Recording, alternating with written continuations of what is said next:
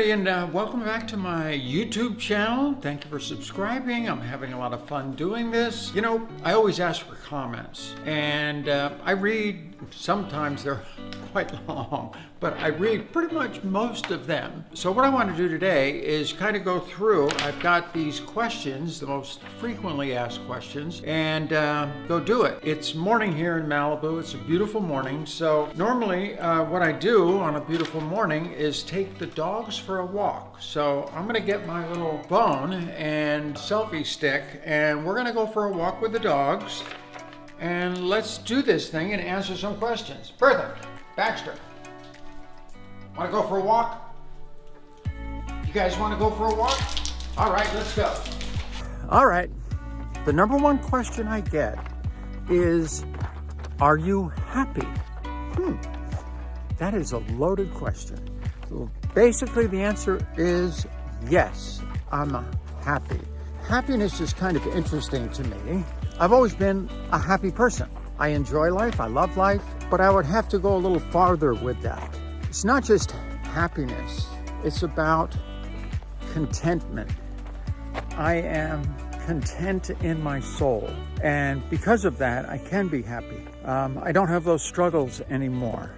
Life is much easier. I just get up in the morning and just be myself all day. And yeah, that makes you happy. But more importantly, I'm extraordinarily content with who I am. Hopefully that answers that question. How many bikinis do you own?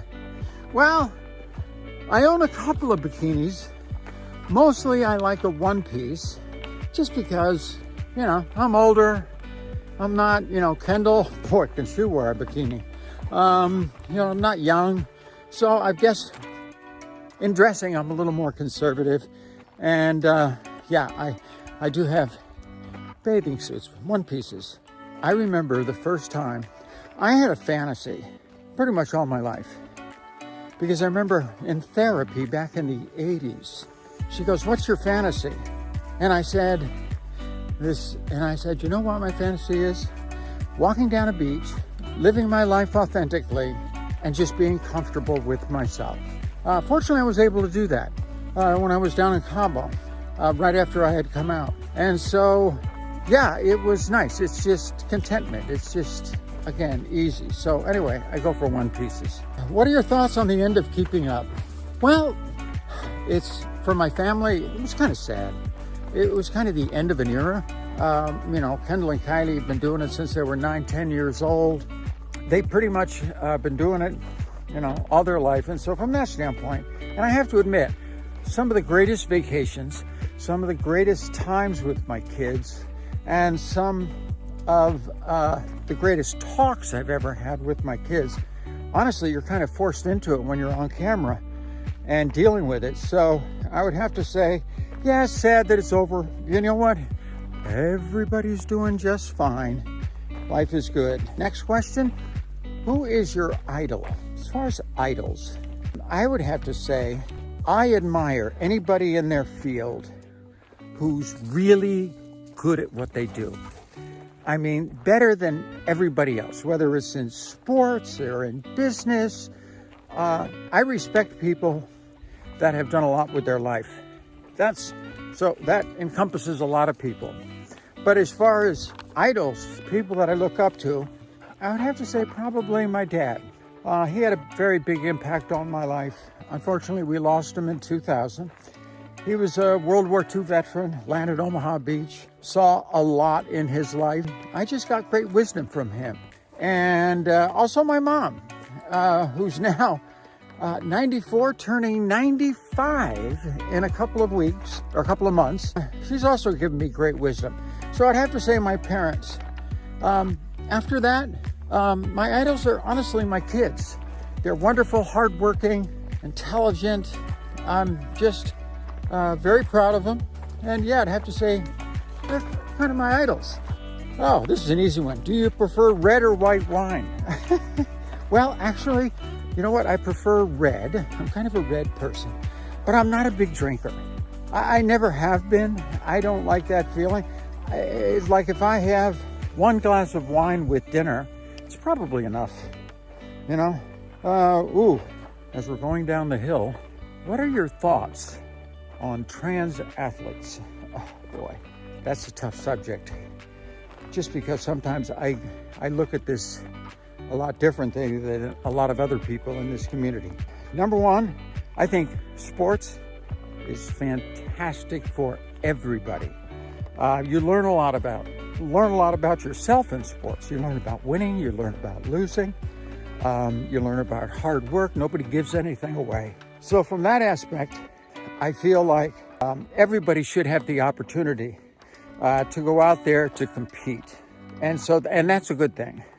But the Olympic Committee has been dealing with this for a long, long time. And I think they've done a good job when it comes to rules and regulations and hormone levels and this and that and all the things that go in it to try to make it fair for everybody out there. Actually, there has been no trans athlete that has ever made it to the Olympic Games. And I think as we work down through the NCAA, but now even in high school, because it's kind of a big subject right now, I just feel like trans athletes at that level, I think the high schools really have to work on regulations that would be fair for everybody. And that's mostly with the male to female athletes. We did have one female to male athlete that made it all the way to the world team in like the triathlon or something like that. But that's about the highest one I've ever seen. So I think at the high school level, we just have to take a look at it a little bit more seriously and find out the best way to make it fair for everybody and move on from there. You people out there, how much money did you spend on your boobs? Well, with a question like that, obviously not enough. But I'm very happy with myself. I have no problem with it. What's a typical day for you? And your diet. Okay, typical day. It depends on if I'm working or not. I love working, and unfortunately over the last year, like for so many of us, work has been difficult. With the pandemic, everybody's struggling through it. I've been struggling through it. It's been almost a year now. You know, that's tough. I enjoy working. I get everything done in the morning. I get up very early.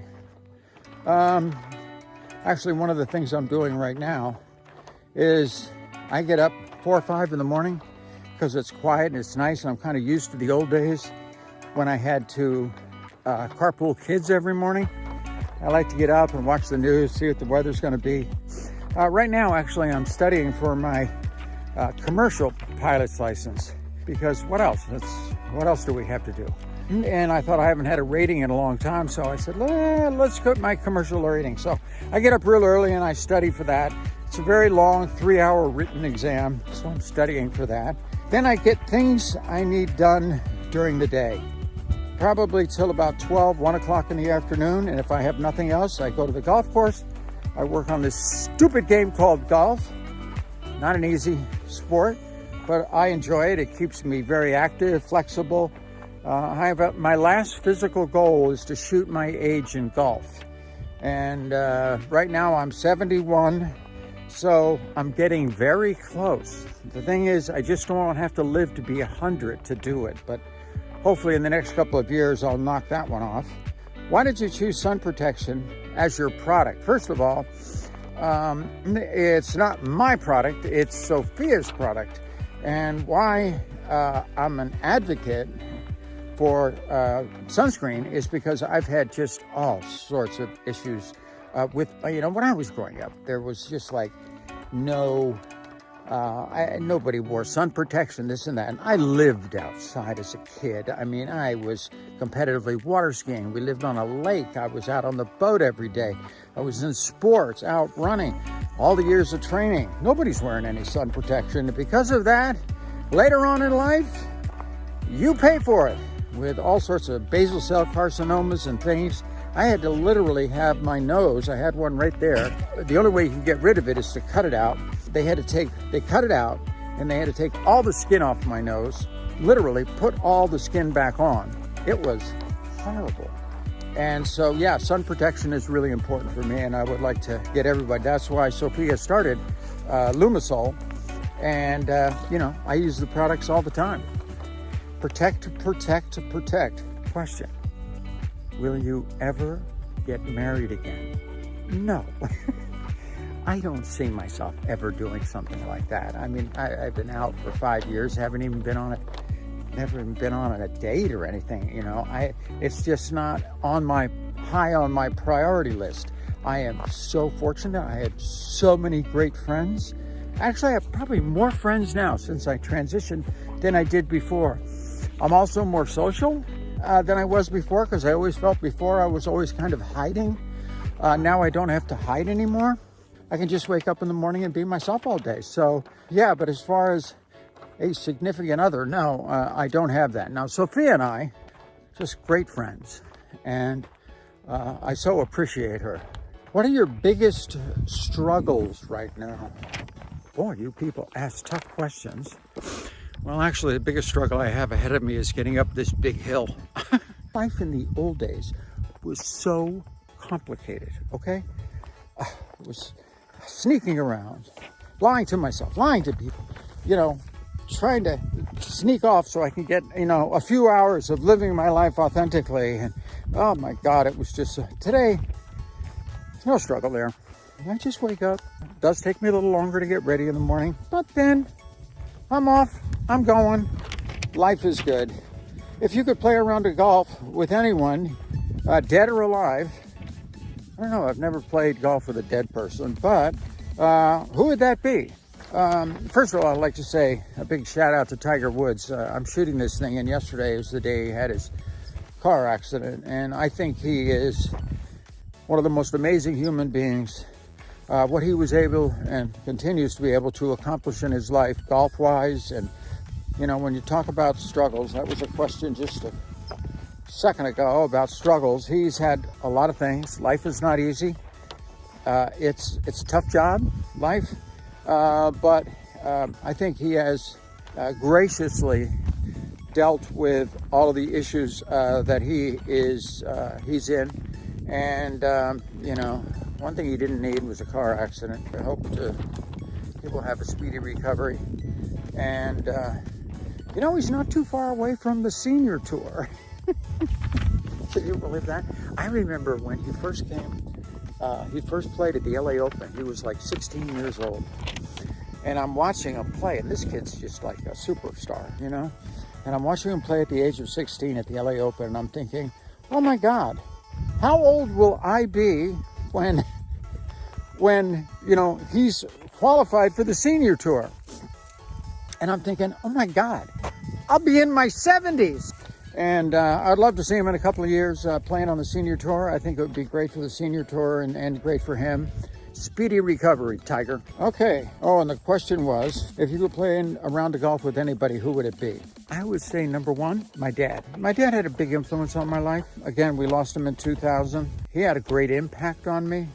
You know, anytime you lose a parent, you lose somebody who's close to you. You know, they live in your heart and in your soul. Also, my mom played golf till she was 85. She's 94 now, almost 95. And a round of golf with mom and dad, I think would probably be as good as it gets. Now, in my family, I have tried to get somebody interested in golf. And although Brody plays a little bit for a while there, Brandon does play once in a great while. I tried to get Kendall involved when she was like 10 years old. She was just creaming the ball. I thought I had a prodigy.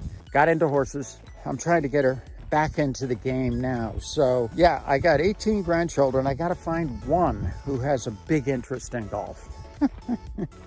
So I got somebody to play with. I want to play with family members. Anyway, I want to thank you. I have enjoyed talking about all this stuff. I'm so glad to see on my channel, you know, people are interested in a lot of different things and aspects of my life, of my family's life, of what I do in life. Life is good. Thank you for subscribing. We'll do this periodically. I guess that wraps it up. The dogs have gotten a workout in. That's good. And where'd they go? And they're ready to go up the hill too. So I'm gonna turn this thing off and I'm gonna beat it up this hill.